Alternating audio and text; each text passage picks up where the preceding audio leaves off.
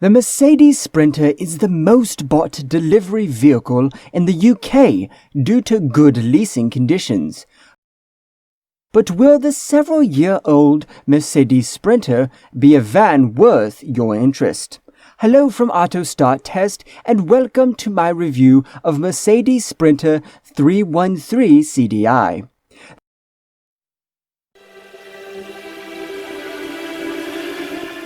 The tested model left the factory in 2015 and it is the second generation of this model after the facelift which took place in 2013. Under the bonnet, we find a 2.2-litre diesel engine with 129 horsepower. The engine works with a 6-speed manual gearbox. The tested model after remapping has 160 horsepower. The acceleration test is available to watch on my channel.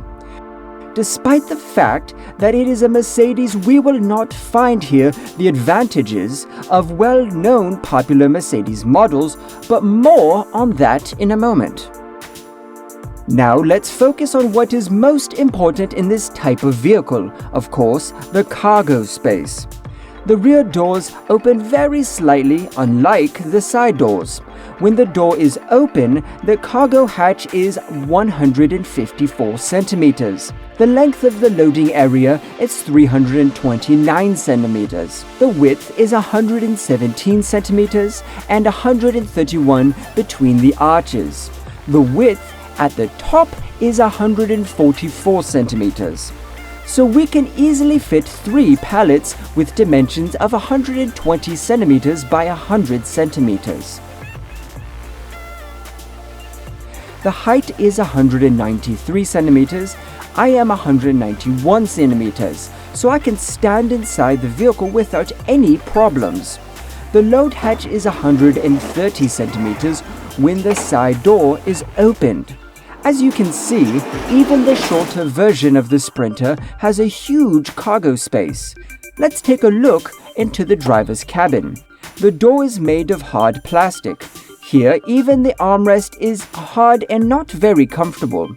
Noteworthy are the spacious pockets in which we can easily fit 750ml bottle or even a larger one of liter bottle, just like in the second door. In addition, there is a large storage space below. The driver's seat has manual adjustment. The multi-functioning steering wheel fits very well in the hands. Clocks very legible on the right side of the knob to change the lights, a typical solution for German cars. At the top there is a place for a cup and a small slot for small items, and space for another bottle. Then several shelves for papers and small items and another place for a mug and spacious compartment below. In the central part, more compartments, a cup holder, ashtray and a 12-volt socket. The whole cabin is made of hard plastic. Here it has to be hard and that's it. Above our heads there's a lot of space and more compartments. This Mercedes models should be called compartments.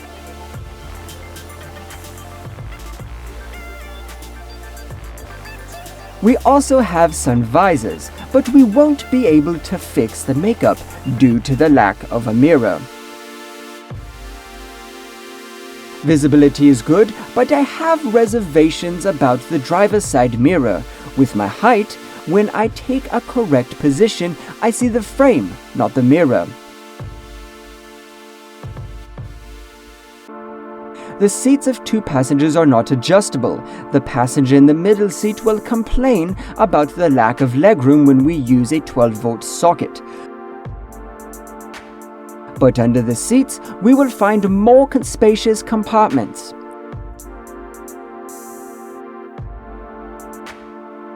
Time for a ride. As I mentioned earlier, the van after the modification has 160 horsepower, which is well felt when we start to accelerate. Of course, starting from first gear seems to take ages, but accelerating from second gear is pure pleasure. Driving on a road with lots of bends shows the slab sides of this type of vehicle. The suspension is difficult to define, so in sharp turns we feel like we are on the boat rather than driving a car, and every unevenness on the road is strongly felt. Additionally, the interior of the cabin is very poorly soundproofed, and it is very noisy, especially when driving on this type of road. The steering works very lightly, but is not precise, or the material has worn out after years.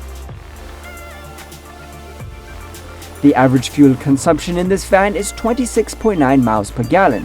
Of course, it could be better, but the owner of this model likes dynamic driving. To sum up, a used Mercedes Sprinter is a good proposition if you need a large cargo space. Unfortunately, the van is not very comfortable and the suspension leaves a lot to be desired.